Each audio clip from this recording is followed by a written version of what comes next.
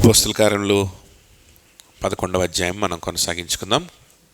త్వరగా ఇక్కడ ఉన్న విషయాల్ని మనం మాట్లాడుకుందాం. సో ఇది చరిత్రలాగా ఉంది కాబట్టి మనము ఫాస్ట్గా మాట్లాడేసుకోవచ్చు. సో వాళ్ళకి ముందు మనం చేసినటువంటి మనం ధ్యానంలో నిజమైన మారు మనసు గురించి మాట్లాడుకున్నాం కదా.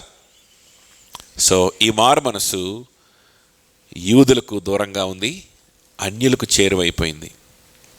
అంటే యూదులు కాని వారికి, అంటే ఇక్కడ నేను జాతి గురించి మాట్లాడట్లా, ఏదో యూదుల జాతి అన్యుల జాతి అనే జాతి గురించి నేను మాట్లాడలేదు. నేను మాట్లాడుతుంది దేని గురించి అని అంటే, ఇక్కడ యూదులు అన్యులు అనగానే మన వెంటనే మన మైండ్లోకి రావాల్సింది అదొక జాతి ఇదొక జాతి అనేది కాదు, లేదా అదొక కులం ఇదొక కులం అనేది కాదు. అట్లాంటి దరిద్రపు గజ్జి కొన్ని ప్రాంతాల్లోనే ఉంటుంది, మన దేశం లాంటి ప్రాంతాల్లో, అన్ని చోట్ల ఉండదు. అది ఇలాంటిది కాదు, రేషియల్ ప్రాబ్లం కాదు. This is not a problem with race, this is a problem with their spiritual pride. It's a problem with their pride. So యూదులు అనగా ఎవరు అని అంటే, fast why are roaming here there,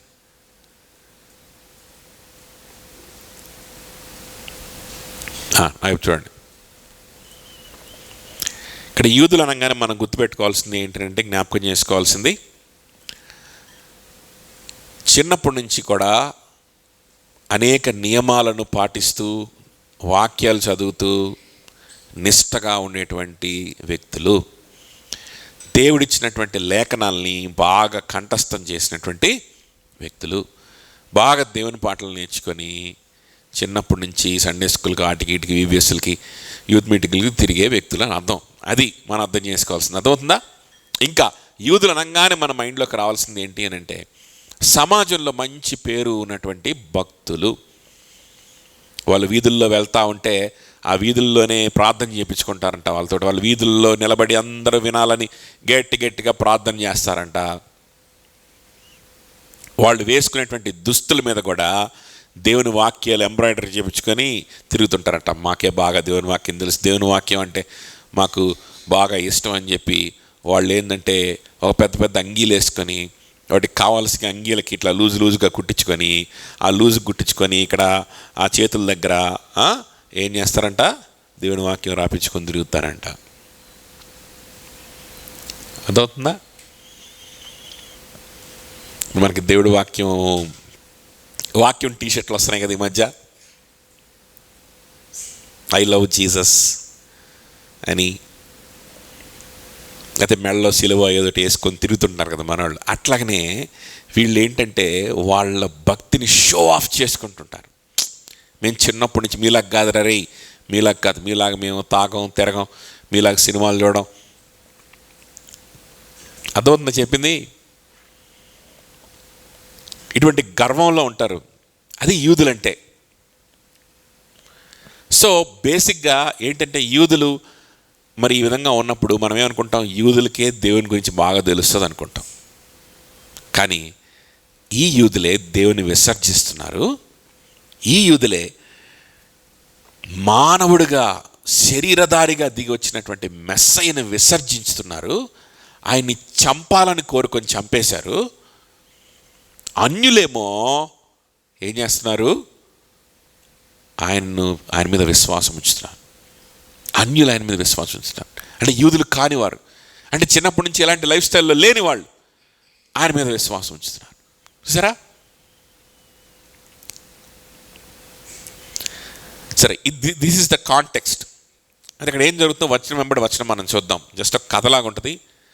కూల్గా వినండి, కాన్సన్ట్రేట్ చేయడానికి try చేయండి. Try to go in time and ఆ ప్రాంతానికి ఆ సమయానికి వెళ్ళి అక్కడ ఇమాజిన్ చేసుకోవడానికి, ఆ సీన్ ఇమాజిన్ చేసుకోవడానికి జస్ట్ ప్రయత్నం చేయండి. So 11th chapter 1st verse నుంచి 11వ అధ్యాయము 1వ వచనం నుంచి చదువుతున్నాను. అన్ని జనులను దేవుని వాక్యం అంగీకరించడని అపోస్తలులను యూదయందంతటనున్న సహోదరులను వినిరి. వీళ్ళకి ఒక కొత్త విషయం తెలిసింది. అపోస్తలకి ఇంకా యూదయలో ఉన్నటువంటి సహోదరులు అంటే, చూసారా, విశ్వాసులకి ఇంకొక పేరు వచ్చింది. ఇప్పుడు దాకా ఎన్ని పేర్లు చూసాం? ఫస్ట్ ఏం పేరు చూసాం? శిష్యులు అనే పేరు చూసాం కదా. ఎవరంటే వాళ్ళు? శిష్యులు. ఆ తర్వాత ఏం పేరు చూసాం? ఎవరు చెప్తారు? ఎనియాస్ దగ్గర ఎవరున్నారు? ఎనియాస్ ఎవరు? పరిశుద్ధులు అనే పేరు చూసాం కదా. ఒకటి శిష్యులు. ఎవరికి శిష్యులు? పాస్టర్ గారికి కాదు. ఎవరికి శిష్యులు? యేసుక్రీస్తుకు శిష్యులు. యేసుక్రీస్తు అనే వ్యక్తి ఆయన మరణించాడు, కానీ 3వ దినాన తిరిగి లేచాడు. సజీవంగా ఉన్న వ్యక్తి ఆయన. సజీవంగా ఉన్న వ్యక్తి. ఆ వ్యక్తితో స్నేహం చేసేటువంటి వ్యక్తి వాళ్ళు, ఆ వ్యక్తిని వెంబడించేవాళ్ళు, వాళ్ళే శిష్యులు. యేసుప్రభు భూమి మీద శరీరధారిగా ఉన్న రోజుల్లో ఆయన్ని లిటరల్గా వెంబడించేవాళ్ళు. ఆయన వెనకాల, నిజంగానే ఆయన వెనకాల వెళ్ళేవాళ్ళు, వాళ్ళు శిష్యులు. ఆయన మరణించి తిరిగి లేచి ఆరోహణమై పరలోక రాజ్యానికి ఎక్కి వెళ్ళిపోయిన తర్వాత కూడా సజీవుడిగా, ఆత్మగా కాదు, ఎలాగా? సజీవుడిగా శరీరముతో తిరిగి లేచి ఆయన పరలోక రాజ్యానికి తిరిగి వెళ్ళిపోయిన తర్వాత కూడా ఆయన భూమి మీద ఉన్నప్పుడు ఎలాగైతే ఆయన వెంటబడిపోతూ ఉండేవాళ్ళో ఇప్పుడు కూడా అట్లానే పోతున్నారు. అదెట్ట కుదురుద్దండి? ఆయన భూమి మీద ఉన్నప్పుడేమో ఆయన వెంటబడిపోవచ్చు, ఆయన ఏం చెప్తే చేయొచ్చు, ఆయనతో కలిసి భోజనం చేయొచ్చు, ఆయనతో కలిసి పని చేయొచ్చు, ఆయన ఎక్కడ పడుకుంటే అక్కడ పడుకోవచ్చు, మళ్ళీ లెగవచ్చు. కానీ ఆయన భూమి మీద లేనప్పుడు, ఆయన తిరిగి ఆయన రాజ్యానికి వెళ్ళిపోయిన తర్వాత ఎంత సజీవుడిగా ఉంటే మాత్రం భూమి మీద ఉన్నట్టు వెంబడించినట్టు ఎట్లా వెంబడిస్తాము? ఆయన ఇక్కడ లేడు కదా ఇక అని మనం అనుకోవచ్చు. అనుకొని మనం ఏం చేస్తామంటే, ఇక మీదట ఆయన వెంబడించడం అంటే ఆయన వెనకాల పడిపోవడం కాదు, ఆయనతో సమయం స్పెండ్ చేయడం కాదు. ఆయన్ని వెంబడించడం అంటే, ఆయనకి శిష్యులుగా ఉండమంటే ఆయన ఏం చెప్తే చేసుకుంటా, ఆయన గురించి ఆలోచిస్తా ఉండడం కాదు. ఇక మీదట ఆయన ఇక్కడ లేడు కాబట్టి ముందు చైర్ ఖాళీ ఉంది. సిద్ధు చెప్పు కాస్త, ముందు చైర్ ఖాళీ ఉంది, చైర్స్ ఖాళీ ఉన్నాయి, చైర్ ఖాళీగా ఉంది ఇక్కడ.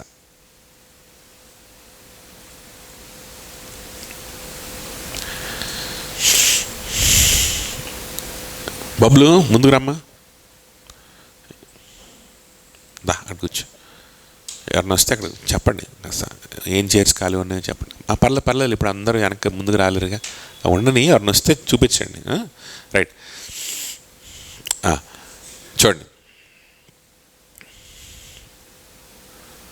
సో మనం ఏమనుకుంటామంటే, ఇంకా ఆయన శరీరధారి ఇక్కడ లేడు కదా, ఆయన వెంబడించడం, ఆయనతో స్నేహం చేయడం అంటే, ఆయనతో మాట్లాడడం, ఆయనతో సంభాషణ, ఇవన్నీ ఎట్లా కుదురుతాయి?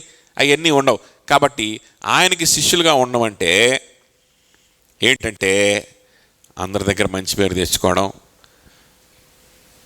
యేసుప్రభు భక్తులంట భలే ఉన్నారు, ఇళ్ళు భలే చదువుకుంటున్నారు అని చెప్పి పైపైన, లోపల ఏమున్నా పర్వాలేదు, పైపైన మంచిగా పేరు తెచ్చుకోవడం, అదే ఆయన శిష్యులుగా ఉండమంటే అని దాన్ని మనం ఏం చేసామంటే డౌన్ గ్రేడ్ చేసేసాం, వాటర్ డౌన్ చేసేసాం, డైల్యూట్ చేసేసాం అనమాట దాన్ని, శిష్యత్వం అనేదాన్ని, డిసైపుల్షిప్ అనేదాన్ని. కానీ కాదు, అలా ఎవరికి చేస్తామో తెలుసా? చచ్చిపోయిన వాళ్ళకి చేస్తాం. చచ్చిపోయిన మీ ముత్తాత ఫోటో గోడ మీద ఉందనుకోండి, ఆయనతో మాట్లాడరు కదా, ఫోటోతోటి రోజు పొద్దున్న లేచి మాట్లాడరు. ఏం చేస్తారు? ఆ ఫోటో పక్కన కూర్చుంటారా కొంతసేపు, ఒక అరగంట, పొద్దున్న లేచి కూర్చోరు కదా. ఏం చేస్తారు? ఆయనకి ఏమి ఇష్టమో, మా ముత్తాతకి పలానా వంటకం అంటే ఇష్టం కాబట్టి ఆయన చచ్చిపోయిన రోజు ప్రతి సంవత్సరం ఆ వంటకం చేసి అందరికి పెడదాం అనుకుంటారు, అంతే.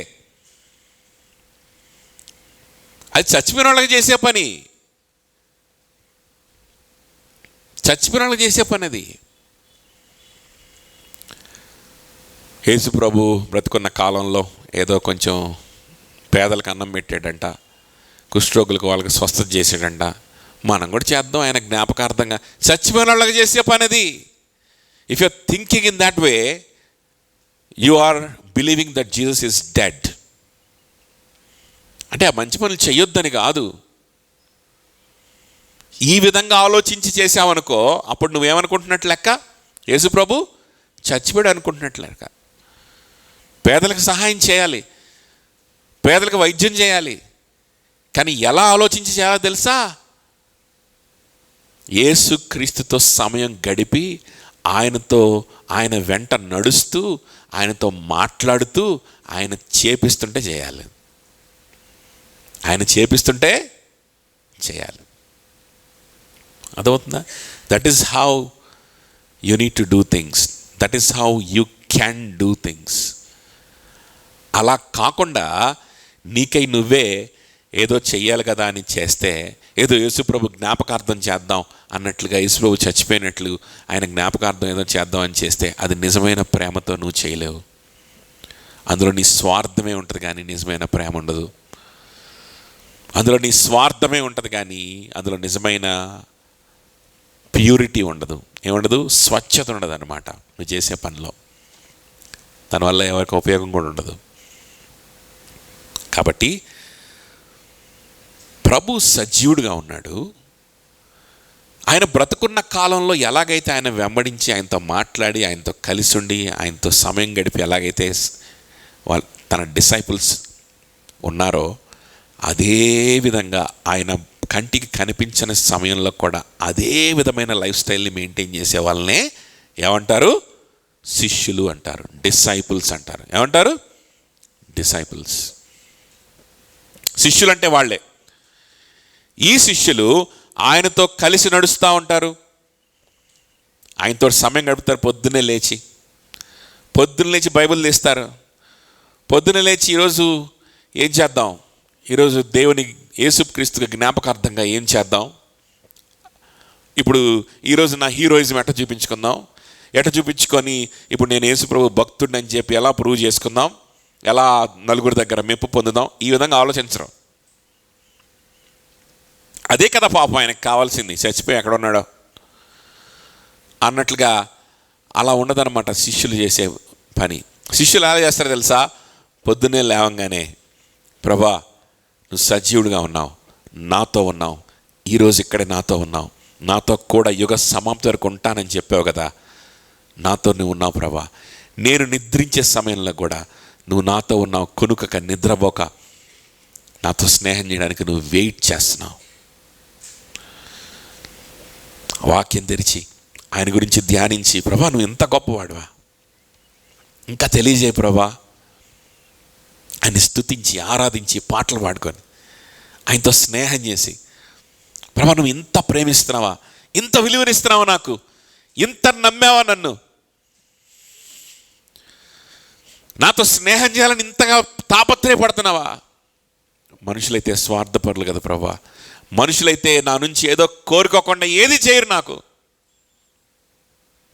నీ నిస్వార్థమైన ప్రేమ, నా క్రియల్ని లెక్క పెడితే, నేను సాధించిన విషయాలను లెక్క పెడితే, నేను నీ ముందు ఎందుకు పనికిరాని వాడిగా నిలబడతానని, నేను ఎప్పటికీ నీతిమంతుడిగా కనపడలేనని, నా క్రియలతో సంబంధం లేకుండా నన్ను రక్షించుకోవడానికి నీ రక్తం కార్చావు, క్రొత్త నిబంధనను చేసుకున్నావు కదా ప్రభా. ఎంత గొప్ప క్రియ నా కోసం చేశావు అని ప్రభుని స్తుతించి కొంతసేపు మాట్లాడి ఆయనతో స్నేహం చేసి ఆయన స్నేహాన్ని ఆస్వాదించి నీ బలహీనతలు తెలియజేసుకొని, సరే కానీ నీకు విషయం చెప్పనా, నేను ఎవ్వరికి చెప్పుకోలేని విషయం ఒకటి ఉంది. నాలో అసూయ ఉంది ప్రభా, నాలో అపవిత్రమైన తలంపులు వస్తున్నాయి ప్రభా, నాలో పలానా విషయంలో వ్యసనాలు ఉన్నాయి ప్రభా, నాలో గర్వం వస్తుంది ప్రభా, నన్ను క్షమించవా, నన్ను మార్చవా. కావాలంటే సంఘములో సహోదరుల దగ్గరికి వెళ్ళి నేను సహాయాన్ని కోరుకుంటా, నువ్వు సహాయం చేస్తానని చెప్పు, వాళ్ళ ద్వారా నువ్వు సహాయం చేస్తానని నాకు చెప్తే నేను వాళ్ళ దగ్గరికి వెళ్ళిపోతా. Yes, you will help me. నాకు సహాయపడడానికి నువ్వు ఉన్నావు, నాకు సహాయపడడానికి నాకు సంఘాన్ని ఇచ్చావు, సహోదరులను ఇచ్చావు, నన్ను ప్రేమించే వాళ్ళని ఇచ్చావు అని ముందు ఆయనకి చెప్పుకొని ఆయనతో మాట్లాడి, ఆ తర్వాత సహోదరులకు వచ్చి బలహీనతలు పంచుకొని సహాయాన్ని కోరుకొని, ప్రార్థన సహాయాన్ని కోరుకొని పరిశుద్ధపరచబడుతూ ఉంటాం. అందుకనే ఇంకొక పేరు, విశ్వాసులకు ఇచ్చిన ఇంకొక పేరు ఏంటి? పరిశుద్ధులు. 2 పేర్లు. ఇప్పుడు 3వ పేరు చూస్తున్నాం. 3వ పేరు ఏంటంట? 3వ పేరేంటి? అన్యజనులందరూ దేవుని వాక్యం అంగీకరించిన అపోస్తలును యూదయనంతటనున్న సహోదరులను వినిరి. ఇంకొక పేరేంటి విశ్వాసులకి ఉన్న పేరు? సహోదరులు. Brethren. Brethren general neutral word. Brethren. ఆడవారైనా మగవారైనా ఎవరైనా సరే బ్రదరన్, సహోదరులు. సహోదరులు. ఒకే తండ్రికి సంబంధించిన పిల్లలు, ఒకే ఆత్మచేత నింపబడుతున్న పిల్లలు, ఒకే పరిశుద్ధాత్మ దేవునితో సహవాసం చేస్తున్న పిల్లలు అని అర్థం. సహోదరులు అంటారు. వాళ్ళ జాతులు డిఫరెంట్ కావచ్చు, వాళ్ళు వచ్చినటువంటి నేపథ్యాలు డిఫరెంట్ కావచ్చు, వాళ్ళ పరిస్థితులు, వాళ్ళ కల్చర్, వాళ్ళ రంగు, ఇవన్నీ కూడా డిఫరెంట్గా ఉండొచ్చు. ఆ రోజు యూదయ ప్రాంతంలో పెద్ద మెట్రోపాలిటన్ ఏరియా అది. యెరూషలేముకు, ఆ యూదయ ప్రాంతానికి ఆఫ్రికన్స్ వస్తారు, ఆఫ్రికా ఖండం నుంచి కింద నుంచి ఇటువైపు నుంచి యూరోపియన్స్ వస్తారు, ఏషియన్స్ వస్తారు. ఏషియన్స్ అంటే ఇస్రాయేల్లో ఆల్రెడీ ఏషియన్స్. యూరోపియన్స్ వస్తారు, గ్రీస్ దేశస్తులు, రోమన్స్ వస్తూ ఉంటారు, గ్రీక్స్ వస్తుంటారు, ఆఫ్రికన్స్ వస్తుంటారు. ఆఫ్రికా నల్లగా ఉంటారు, ఆ గ్రీస్ దేశస్తులు వాళ్ళేమో తెల్లగా ఉంటారు. రకరకాల రంగులు, రకరకాల భాషలు, 3 ఖండాలకు సంబంధించిన 3 కాంటినెంట్స్కి సంబంధించిన ఎథ్నిక్ గ్రూప్స్ ఒక చోట ఉంటే వాళ్ళందరూ ప్రభువుని అంగీకరిస్తే వారందరిగో యేసుక్రీస్తుతో సహవాసం చేయడం, ఆయనకి డిసైపుల్స్గా ఉండడం ప్రారంభిస్తే, సజీవుడిగా ఉన్నాడని నమ్మి ఆయనను వెంబడించడం ప్రారంభిస్తే ఏం జరిగిందో తెలుసా? వాళ్ళు పరిశుద్ధపరచబడుతూ ఉన్నారు. ఇంకా వాళ్ళు సహోదరులు అయిపోయారంట. ఏమైపోయారు వాళ్ళు? ఒకే కడుపున పుట్టినటువంటి బిడ్డల్లాగా అయిపోయారంట వాళ్ళు. సొంత రక్తం పంచుకొని పుట్టినటువంటి సహోదరులు అయిపోయారంట.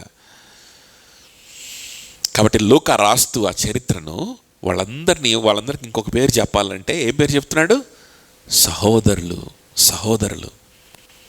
సో ఫస్ట్ వర్డ్ వచ్చేసి విశ్వాసులకు వచ్చిన ఫస్ట్ వర్డ్ ఏంటి? డిసైపుల్స్. ఇంకోటి సెయింట్స్, పరిశుద్ధులు. 3వది సహోదరులు. సో వాళ్ళు సహోదరులు అందరు కూడా విన్నారంట. అన్యులు అంటే యూదులు కాని వారు కూడా వాళ్ళు దేవుని అంగీకరిస్తున్నారని విన్నారంట. సో ప్రస్తుతం ఈ సహోదరులలో యూదులే ఉన్నారు ప్రస్తుతం, ఇంకా అన్యులు యాడ్ అవ్వలేదు. సో తర్వాత యాడ్ అయిపోయారు. కొర్నేలు ఆల్రెడీ యాడ్ అయ్యాడు. సో పేతురు యెరూషలేముకు వచ్చినప్పుడు సున్నతి పొందినవారు, నీవు సున్నతి పొందిన వారి యొద్దకు పోయి వారితో కూడా భోజనము చేసితివని అతనితో వాదము పెట్టుకొనిరి. వాళ్ళల్లో కొంతమంది ఏమో సున్నతి పొందిన యూదులు ఉన్నారు. సున్నతి పొందిన వాళ్ళంటే ఎవరు?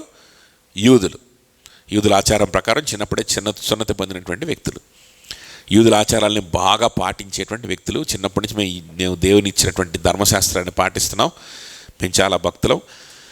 కాకపోతే యేసుక్రీస్తే మెస్సయ్య అని తెలుసుకోలేకపోయాం. ఇప్పుడు అది కూడా తెలుసుకున్నాం కాబట్టి డబల్ భక్తులము అని ఫీల్ అవుతున్నారు కాబోలు. అర్థమవుతుందా? విశ్వాసులు అయిపోయారు వాళ్ళు, సహోదరులుగా అందరి చేత కలిసిపోతున్నారు. కలిసిపోయే మనసు ఉంది, కానీ వాళ్ళకి ఒక అపోహ ఉందన్నమాట. ఇంకా అదేంటంటే దేవుడు ఎన్నుకున్నది యూదుల్నే అనేటువంటి అపోహ. ఇది క్యాస్ట్ ఫీలింగ్ కాదు. చూసారా, విశ్వాసుల్లో కూడా క్యాస్ట్ ఫీలింగ్లు ఉంటాయి. మరి విశ్వాసుల్లో కూడా అప్పుడప్పుడు చిన్న చిన్న క్యాస్ట్ ఫీలింగ్లు ఉంటాయి, తప్పదు అని అనుకునేరు. ఎవరన్నా చెప్తే కనుక అటువంటి పాస్టర్ నుంచి వెంటనే దూరంగా పారిపోండి. అర్థమవుతుందా? ఎవరైనా చెప్పారు పాస్టర్లు అట్లాగా చెప్తే తొందరగా పారిపోండి అటువంటి వ్యక్తుల దగ్గర నుంచి, లేకపోతే తరిమేసేసేయండి ఇంటికి వస్తే కనుక. అర్థమవుతుందా?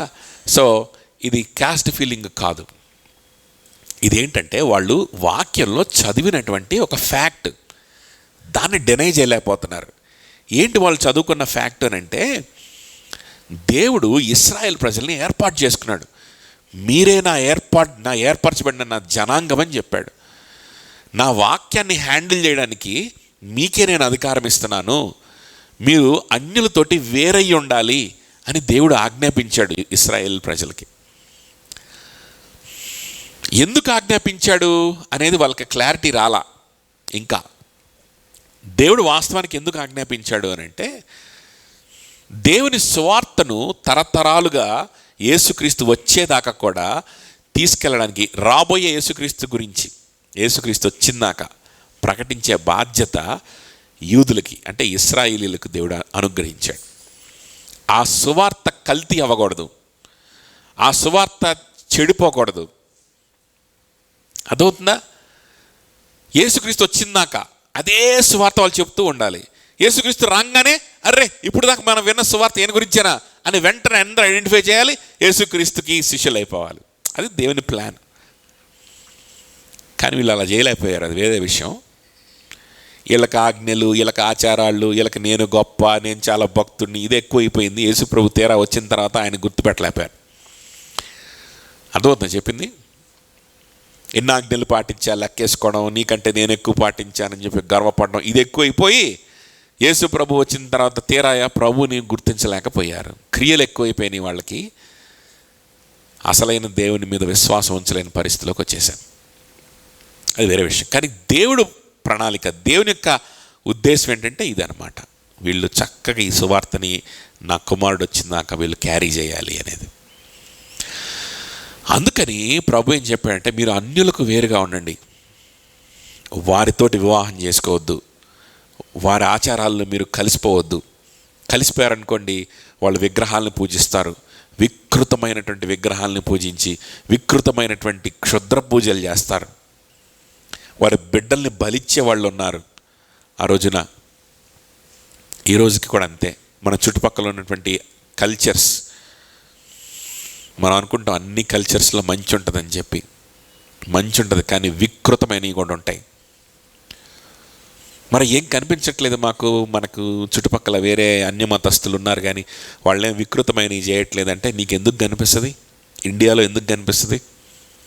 కనిపించదు. ఎందుకు కనిపించదు అంటే ఇండియాలో సువార్త ప్రభావం చేసింది ఇండియాని. Gospel has influenced India. Gospel has created some values in this country.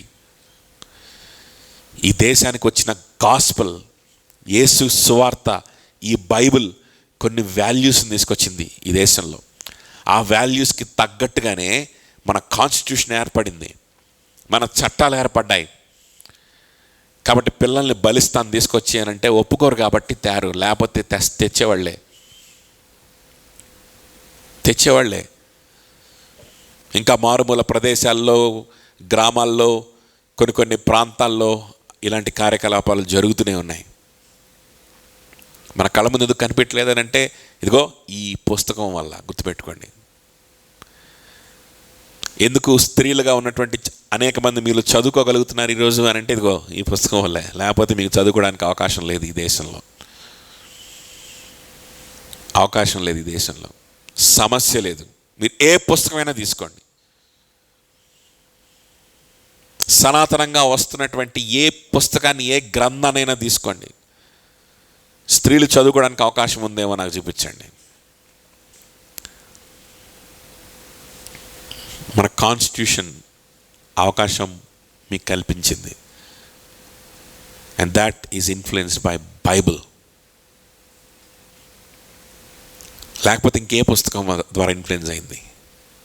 ఎవరైనా చెప్పగలుగుతారా? లేదండి మా పుస్తకం వల్ల ఇన్ఫ్లుయెన్స్ అయింది కాన్స్టిట్యూషన్, అందుకనే స్త్రీలు చదువుకోగలుగుతున్నారు అని చెప్పి ధైర్యంగా ఎవడన్నా తేగలుగుతాడో వాళ్ళ పుస్తకాన్ని? మనం తేగలుగుతాం బైబిల్ని. ఇందులో ఉంది ఈక్వాలిటీ, ఏ పుస్తకంలో కూడా లేదు. అర్థమవుతుందా?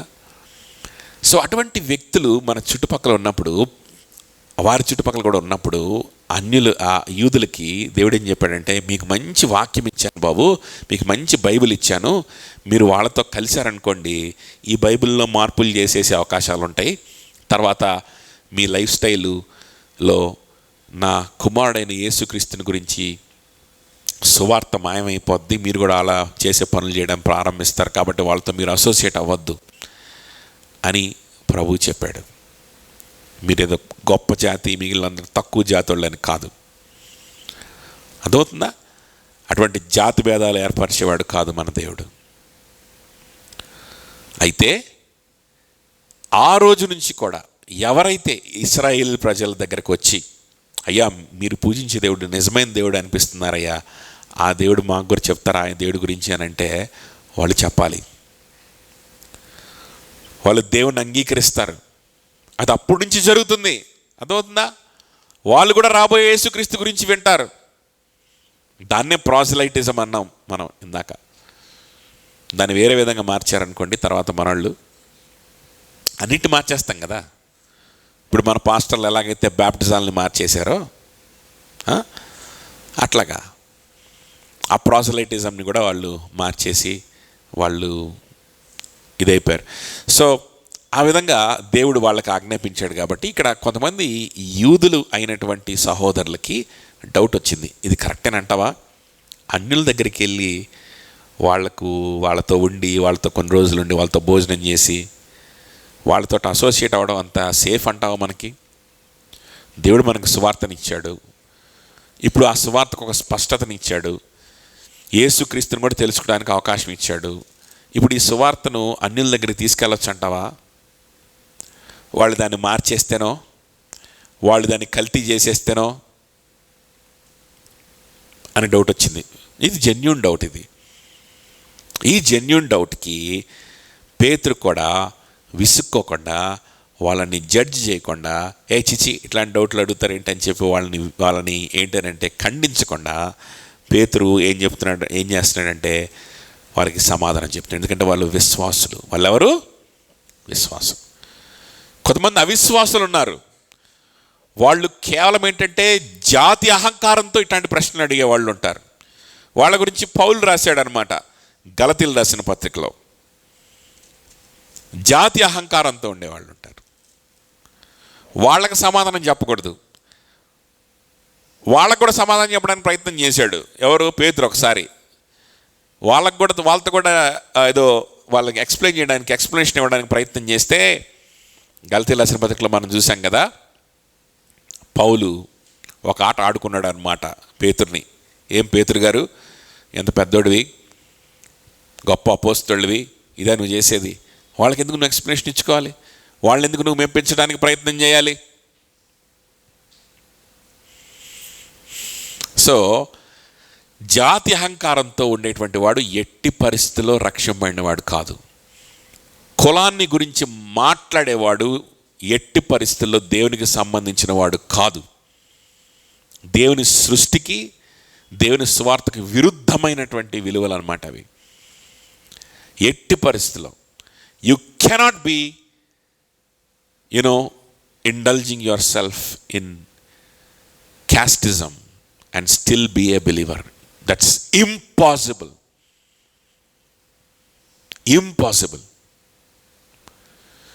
వీళ్ళు చూపిస్తుంది క్యాస్ట్ ఫీలింగ్ కాదు, ఇక్కడ వాక్యంలో ఉన్న డౌట్, కేవలం వాక్యంలో ఉన్న డౌట్. మన వాళ్ళ దగ్గరికి వెళ్ళొచ్చా? వాక్యంలో ఇలా ఉంది వెళ్ళొద్దని, మరి వెళ్ళొచ్చా అని డౌట్ అడిగారు. ఆ డౌట్ని పేతురు క్లారిఫై చేస్తున్నాడు. అసలు పేతురుకు కూడా డౌట్ వచ్చింది, దేవుడే క్లారిఫై చేశాడు పేతురుకి ఆ డౌట్ కదా. అందుకు పేతురు మొట్టమొదటి నుంచి వరుసగా వారికి ఆ సంగతి ఇలాగ వివరించి చెప్పాను. మొట్టమొదటి నుంచి మనం ముందు చూసినటువంటి చాప్టర్లో జరిగినటువంటి ఆ దర్శనాన్ని గురించి, ఆ తర్వాత కొర్నేలికి వచ్చిన దర్శనాన్ని గురించి, అన్నిటి 2 దర్శనాల గురించి వివరించడం ప్రారంభించాడంట. ఫస్ట్ నుంచి చూసారా? ఫస్ట్ నుంచి నేను చెప్పింది వినాలంతే, వినండి, ఏం కాదు, దేవుని చిత్తం అది, నేను ఆ కొర్నేలు ఇంటికి వెళ్ళడం అని ఇష్టం వచ్చినట్టు మాట్లాడలేదు. ఎక్స్ప్లెయిన్ చేయడం ప్రారంభిస్తున్నాడు. ఎవరికి? సహోదరులకి నిజంగా రక్షింపబడినటువంటి వ్యక్తులకి we should be ready to explain. దేవుడు మనకిచ్చినటువంటి అనుభవాన్ని వాళ్ళతోటి పూర్తిగా పంచుకోవడానికి మనం ఇష్టపడతాం అనమాట. That is what happens in a church. నిజమైన సంఘంలో ఇలా జరుగుతూ ఉంటుంది, ఇలాంటి సంభాషణలు ఉంటాయి. అంతేగాని ఎమ్మటినే పుసుక్కుని ఫీల్ అవ్వడం, నన్ను అంటావా, నన్ను నిందిస్తావా, నాకు తెలియకుండానే పోతానా, నాకు దేవుడు దర్శనం ఇవ్వకుండా పోతానంటావా, నేను ఎన్ని రోజుల నుంచి సేవ చేస్తున్నాను, పేతురు పుసుక్కుని ఫీల్ అవ్వడం, మళ్ళీ వీడు ఫీల్ అయ్యాడని చెప్పి వాళ్ళు ఫీల్ అవ్వడం, పుసుక్కున ఇట్లాంటివి ఉండవు. నిజమైన సంఘంలో ఇలాంటివి ఉండవు. ఎందుకని? వాళ్ళెవరు? ఇక్కడ ఏం పేరుంది వాళ్ళకి? సహోదరులు. వాళ్ళెవరు? సహోదరులు. దేవుని ప్రేమ చేత నింపబడిన సహోదరులు. సో వాళ్ళు అడుగుతున్నారు, పేతురు సమాధానం చెప్తున్నాడు. ఫస్ట్ నుంచి చెప్దాం, నా అనుభవం అంతా చెప్దాం, నాకు ఏ అనుభవం దేవుడు ఇచ్చాడో అవన్నీ పంచుకుందామని తన హృదయాన్ని కొమ్మరిస్తున్నాడు సహోదరులు ఎదుట. హృదయాన్ని విప్పి కొమ్మరిస్తాం అనమాట మనం. చర్చ్ అంటే అలా ఉంటుంది, సంఘం అంటే ఎలా ఉంటుందంటే హృదయంలో దాపరికాలు ఉండవు. నీకు అన్నీ ఎందుకు చెప్పాలి, నేను కొన్నే చెప్తా, అర్థం చేసుకుంటే చేసుకో, లేకపోతే పో, ఇట్లా ఉండదు. నిజంగా రక్షింపబడి బాప్తిసం తీసుకొని సంఘములో సభ్యులుగా ఉంటూ దేవుని సేవలో ఉండాలని ఇష్టపడే నిజమైన విశ్వాసులు ఉంటారే, అటువంటి విశ్వాసులు యేసుక్రీస్తు కోసం జీవించాలి, ఆయనకు శిష్యులు అవ్వాలని నిర్ణయించుకున్న మరుక్షణం నుంచే ఆటోమేటిక్గా ఇతర విశ్వాసులతో కనెక్ట్ అయిపోతారు. ఇదేదో చర్చ్ మెంబర్షిప్ అంటే ఏదో కాగితాలలో సంతకాలు పెట్టే ఇవేం కాదు. లేకపోతే ఇదిగో నేను చర్చ్ మెంబర్ అని బ్యాడ్జ్ పెట్టుకొని తిరిగి వీడి చర్చ్ మెంబర్ అనమాట, వీటితో అన్నీ పంచుకోవచ్చు, ఇట్లాగేం ఉండదు. అది ఆర్గానిక్గా జరిగిపోద్ది. ఇక్కడ ఎవరికి బ్యాడ్జీలు ఉండవు, ఇక్కడ ఎవరికి ఐడి కార్డులు ఉండవు, ఏం అవసరంలా తెలిసిపోద్ది ఇక్కడ ఎవరు, who are the members here, who are truly born again believers. నిజంగా రక్షింపబడి నిజంగా మారు మనసు పొంది ప్రభు కోసం బ్రతుకుతున్న వాళ్ళు ఎవరో ఈజీగా తెలిసిపోతుంది. ఇక్కడ ఒక కారణం ఏంటంటే తక్కువ మంది ఉన్నారు, ఇంకొక కారణం ఏంటి అంటే విశ్వాసం ఎలా జీవించాలో వాక్యంలో జాగ్రత్తగా చదివి విశ్లేషించి అధ్యయనం చేసుకొని ఆ విధమైనటువంటి జీవన విధానాన్ని అవలంబించడానికి ప్రయత్నిస్తూ అలాంటి జీవన విధానంలో ప్రతిరోజు ఉంటాం కాబట్టి we can identify each other very easily. ఒకరినొకరు గుర్తించుకోవడం పెద్ద కష్టం కాదు. కలుస్తూ ఉంటాం, తరచుగా కలిసి బ్రతుకుతూ ఉంటాం, కలిసి జీవిస్తూ ఉంటాం, కలిసి సంతోషిస్తూ ఉంటాం, కలిసి దుఃఖపడతా ఉంటాం, కలిసి విజ్ఞాపన చేస్తూ ఉంటాం, కలిసి పరిచర్య చేస్తూ ఉంటాం. Everything we do together.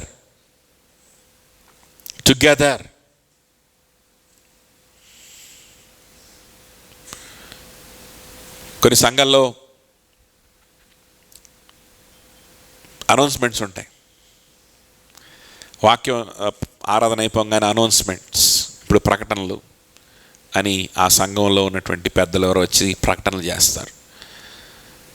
ఈ వారంలో మనకి ఈ ప్రోగ్రాం ఉంది, ఆ ప్రోగ్రాం ఉంది, దాని గురించి అది ఉంది, ఇది ఉంది అని చెప్పి అంటే మనం ప్రకటనలు చేయాల్సిన అవసరం కూడా రాదు. ఎందుకని చేయం, అవసరం లేదు. ఎందుకో తెలుసా, ఇక్కడ నిజంగా రక్షింపబడి ఇక్కడ నిజంగా విశ్వాసులైనటువంటి వారు నా మనసులో ఒక పరిచయం గురించి ఆలోచన వచ్చిన 2-3 గంటల్లో అందరికీ తెలిసిపోద్ది. వాళ్ళ మనసులో ఏదన్నా ఆలోచన వచ్చిన 2-3 గంటల్లో నాకు తెలిసిపోద్ది. ఇప్పుడు ప్రత్యేకంగా ప్రకటనలు చేసుకోవాల్సిన అవసరం ఏమన్నా? ఏం లేదు. గ్రూపులు ఉన్నాయి, వెంటనే కలుస్తాం, వెంటనే కూర్చుంటాం, ప్రార్థన చేస్తాం, డిస్కషన్ చేస్తాం. ప్రతి దినము సహోదరులుగా కలిసే ఉంటాం. హృదయాన్ని కుమ్మరించుకునే స్థలం సంఘం అంటే. నీ అనుభవాల్ని, నీ బలహీనతల్ని దాపరికాలు లేకుండా ధైర్యంగా కుమ్మరించుకునేటువంటి అవకాశం ఉన్నటువంటి స్థలం సంఘం అంటే. Whatever your weaknesses are, అటువంటి సంఘానికి నువ్వు ఇంకా హత్తుకొని దాన్ని పూర్తి స్థాయిలో దాన్ని ఉపయోగించుకోవాలి. కానీ నేనేదో ఆదివారం వస్తా, లేకపోతే గంట వస్తా, ఒక బైబిల్ స్టడీకి వస్తా, మళ్ళీ టాటా బాయ్ బాయ్ వెళ్ళిపోతా అని అంటే ఎట్లా చెప్పండి? చెడు కొత్తగా వస్తున్న మీరందరూ కూడా, కొంతమంది మీరు కొత్తగా వచ్చిన వ్యక్తులు ఉన్నారు ఈరోజు. You all are welcome to utilise that kind of fellowship here. మీరు ప్రభుని అంగీకరించాలే కానీ, ప్రభు కోసం బ్రతకడానికి ఇష్టపడాలి కానీ, సమయం గడపడానికి ఇష్టపడాలి కానీ, we will be ready to spend time with you. మీతో సమయం గడపడానికి మేము సిద్ధంగా ఉంటాం. కాబట్టి ఉపయోగించుకోండి. సో పేతురు అక్కడ వారు అడుగుతా ఉన్నాడు. పేతురు ఫస్ట్ నుంచి మొత్తం చెప్పడం ప్రారంభిస్తున్నాడు. నేను యొప్పే పట్టణంలో ప్రార్థన చేయుచుండగా పరవశుడినైతిని. అప్పుడు ఒక దర్శనము నాకు కలిగెను. అది ఏదనగా 4 చెంగులు పట్టి దింపబడిన పెద్ద దుప్పటి వంటి ఒక విధమైన పాత్ర ఆకాశం నుండి దిగి నా యొద్దకు వచ్చును. దానిపైన నేను తేరి చూచి పరీక్షింపగా భూమి యందు ఉండు చతుష్పాద జంతువులను, అడవి మృగములను, ప్రాకిడి పురుగులను, ఆకాశ పక్షులను నాకు కనపడను.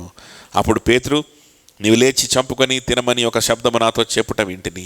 అందుకు నేను, వద్దు ప్రభా, నిషిద్ధమైన అపవిత్రమైన ఏదియు నా నోట ఎన్నడూను పడలేదని చెప్పగా, రెండవ మారు ఆ శబ్దం ఆకాశం నుండి, దేవుడు పవిత్రము చేసినవి నీవు నిషిద్ధము అయినవిగా ఎంచవద్దని ఉత్తరం ఇచ్చెను. దేవుడు పవిత్రపరచినది నువ్వు నిషిద్ధమని ఎంచవద్దు. అన్నీ పవిత్రమైనవి అని కాదు దాని అర్థం. దేవుడు పరిశుద్ధపరిస్తే నువ్వు నిషిద్ధమైనదిగా ఎంచాల్సిన అవసరం లేదు.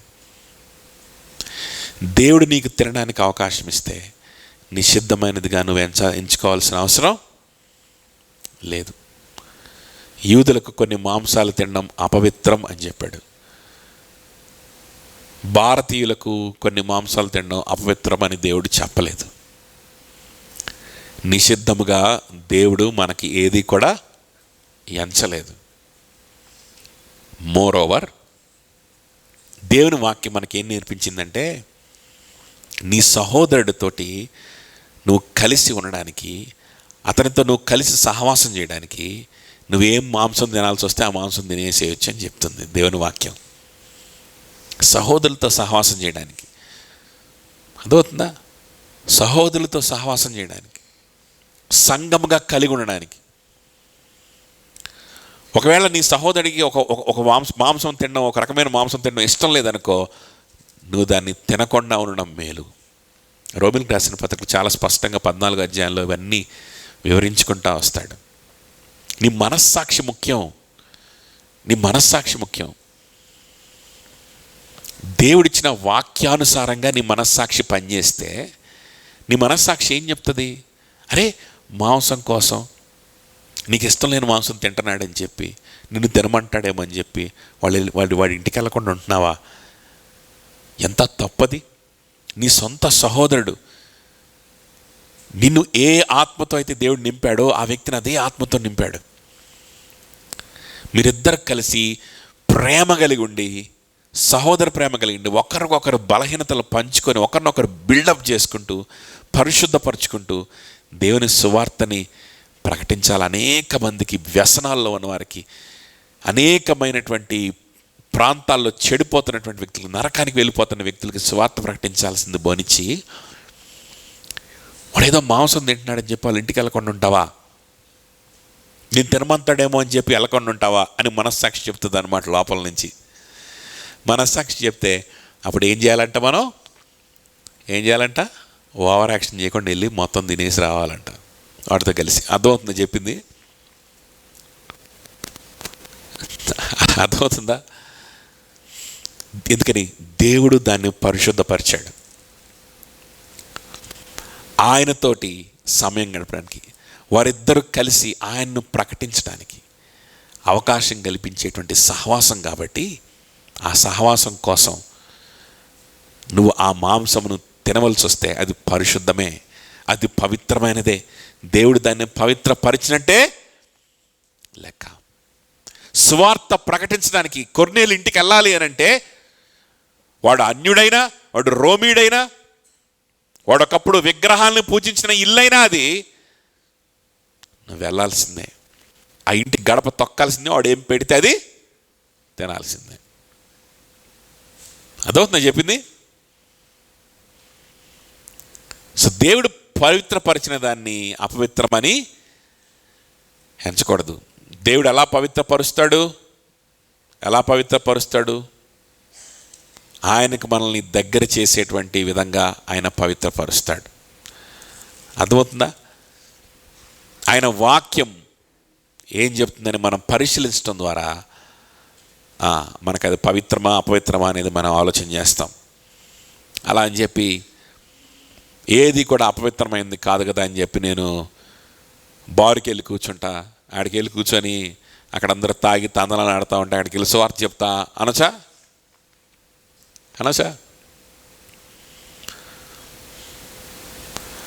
అక్కడ కూర్చొని అందరూ సిగరెట్లు తాగుతుంటే ఆ సిగరెట్లు తాగేవాడు పక్కన కూర్చొని నేను కూడా అది పీల్చుకుంటా సువార్త చెప్తాను ఆడికి అనొచ్చా?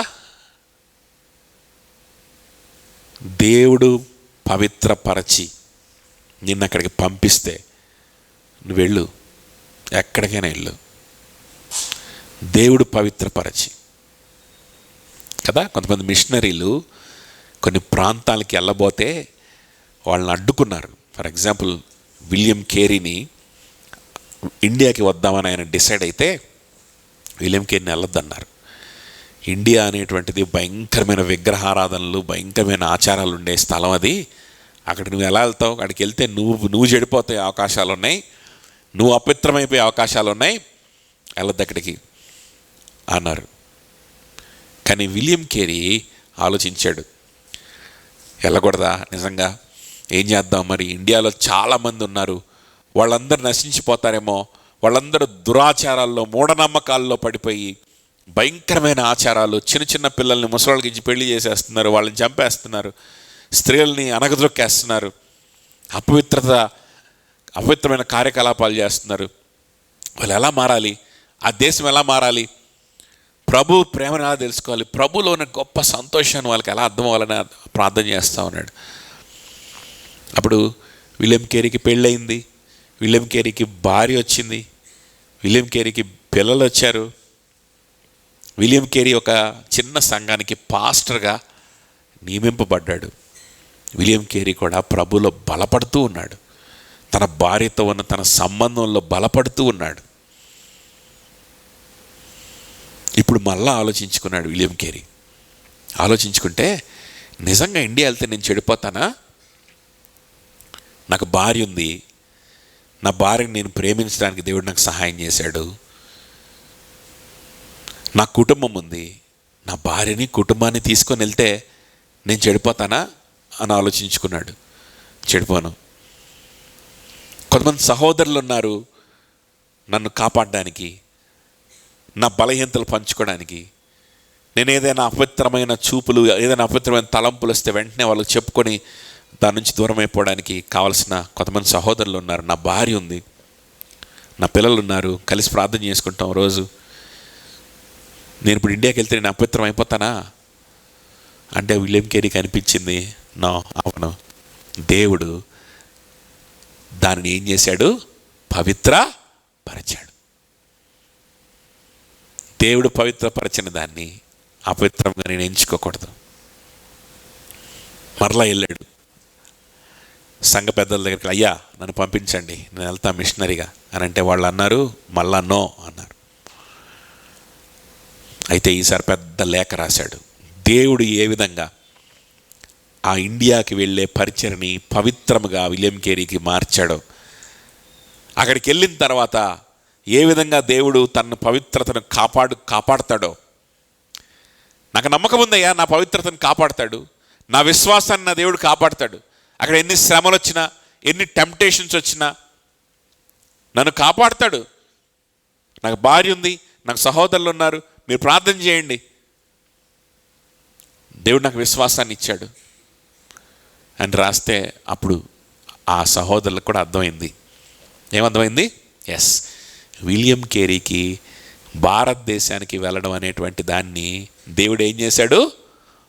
పవిత్రపరిచాడు కాబట్టి దాన్ని అపవిత్రమని మనం ఎంచుకోవడానికి వీల్లేదు. సరే వెళ్ళయ్యా, మేము డబ్బులు ఇస్తాం, మేము చేయగలిగింది చేస్తాం. ఆ రోజు విలియం కేరీ బయలుదేరి ఇండియాకి వచ్చాడు.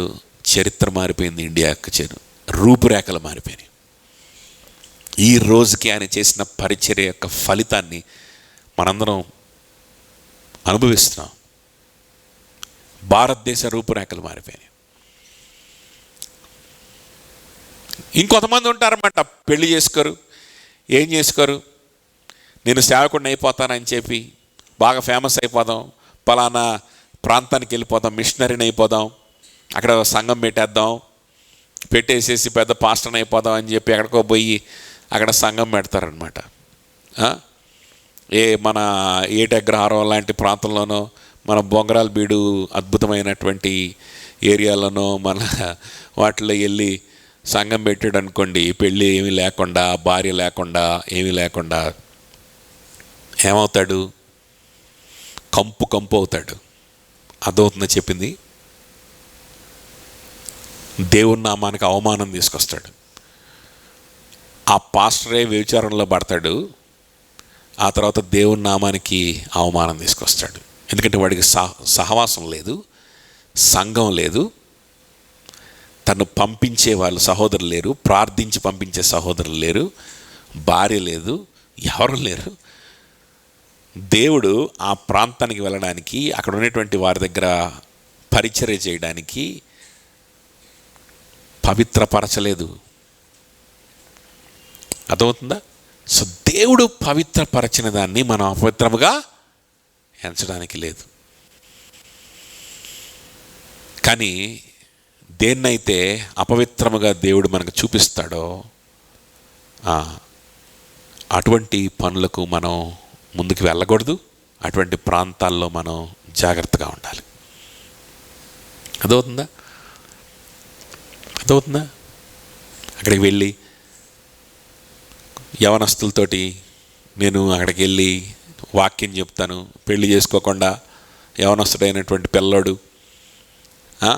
భార్య లేకుండా నేను అక్కడికి వెళ్ళి అక్కడ అందరూ యవనస్తులైనటువంటి ఆడపిల్లలు వస్తారు, అందరూ వస్తారు, నేను వాక్యం చెప్పడానికే వెళ్తున్నాను, నేను బైబిల్ స్టడీ తీసుకోవడానికే వెళ్తున్నాను అని చెప్పి వెళ్ళామనుకో, అప్పుడు ఏమవుద్ది?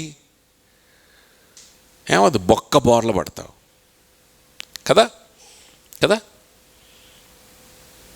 మరి ముఖ్యంగా స్త్రీల మధ్యలో పనిచేసినప్పుడు పురుషులైన వాళ్ళు, స్త్రీలైన వాళ్ళు పురుషుల మధ్యలో ఉండేటప్పుడు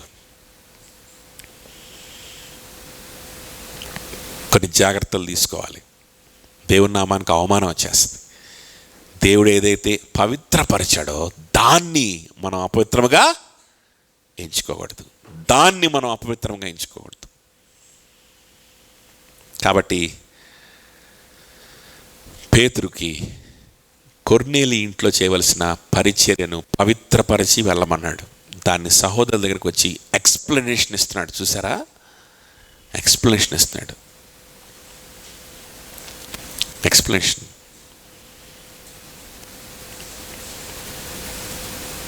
ఆ పిల్లడు ఉన్నాడు అన్నమాట, ఇన్స్టాగ్రామ్లో అక్కడ ఇక్కడ అమ్మాయిలకి బైబిల్ స్టడీ తీసుకుంటాడు. ఒకడున్నాడు, వాడు ఒక పెళ్ళైనకే బైబిల్ స్టడీ తీసుకుంటాడు, 1-on-1. ఇడి పెళ్ళి గల యవనస్తుడు. అరే, నువ్వు ఏ చర్చికి సరిగ్గా పోవట్లేదు, నీకు బలమైన సహవాసం లేదు, నీకు వివాహము కాలేదు, నువ్వు పెళ్ళిగాని అమ్మాయిలకి బైబిల్ స్టడీ తీసుకునేది ఏంట్రా, ఆపేయకపోతే చాలా ఇబ్బందులు ఫేస్ చేస్తావు అని చెప్పా. అని నాతో మాట్లాడడం మానేసాడు.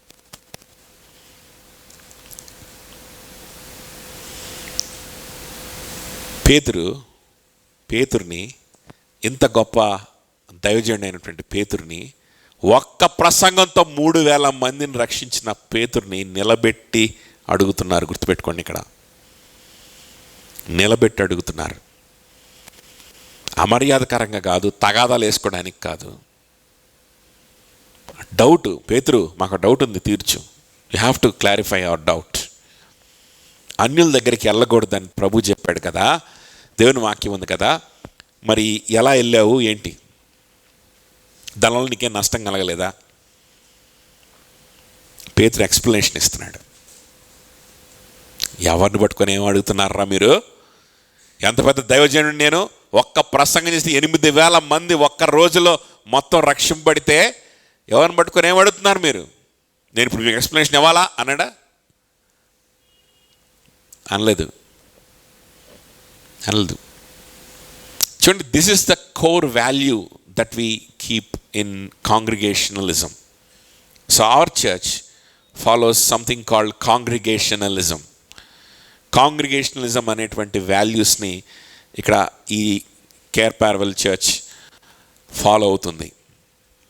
ఏంటి కాంగ్రిగేషనలిజం అని అంటే, congregation is the ultimate group of God. Congregation మొత్తము దైవజనులు అంటాం. ఇక్కడ దైవజనుడు ఒకడు ఉండడు కొమ్ములేసుకొని. అర్థమవుతుందా? ఎవరైతే నిజంగా రక్షింపబడి నిజమైన మారు మనసులో ఉన్నటువంటి ప్రభుని ప్రేమిస్తూ ఆయన పనిలో ఉన్న వ్యక్తులు ఎవరైతే ఉంటారో ఆ సంఘం అంతా, ఆ కాంగ్రిగేషన్ అంతా కూడా కలిపి మనం దైవజనులు అంటాం. వీళ్ళలో ఏ భేదము లేదు. కాకపోతే ఒకళ్ళిద్దరికి బోధించేటువంటి తలాంతు ఉంటుంది కాబట్టి, ఒకళ్ళిద్దరికి అందరి యొక్క ఆత్మీయ జీవితాలు ఎలా ఉన్నాయో చూసేటువంటి తలాంతు ఉంటుంది కాబట్టి, ఆ విశ్వాసుల్లో ఒకడిని సంఘ కాపరిగా నియమిస్తాం. విశ్వాసుల్లో ఒకడిని. ఆ విశ్వాసులకు ఏమి హక్కులుంటాయో సంఘ కాపరి కూడా అవే హక్కులుంటాయి. సంఘ కాపరి కొన్ని నిర్ణయాలు తీసుకునేటువంటి శక్తి ఉంటుంది. కానీ ఏ నిర్ణయం తీసుకున్నా దాన్ని ప్రశ్నించే అధికారం ప్రతి విశ్వాసికి ఉంటుంది. ప్రతి విశ్వాసికి